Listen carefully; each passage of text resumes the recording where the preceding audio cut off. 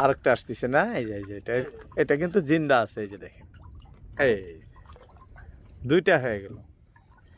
হয় কি কোনবা সময় মাছগুলো জালে অনেক টাইম, যেহেতু ভাটা ধরে আসলাম, কোনো কোনো মাছ ফাঁসি জালে লাগিয়ে কিন্তু মরে যায়, আবার কোনোগুলো জিন্দা থাকে। জিন্দায় বেশিরভাগ থাকে, মরাটা খুব কম, খুব কম মরে।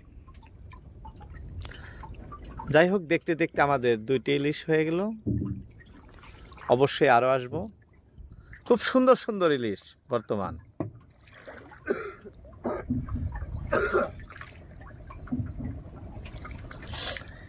অনেকেই কমেন্ট করে থাকেন, কাকা আপনি যে লোকেশনে মাছ ধরেন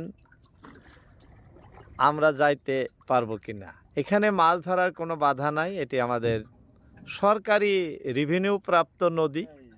এই বলতে বলতে আরও একটি ইলিশ কিন্তু আমাদের আসছে দর্শক, আরও একটি, এটাও খুব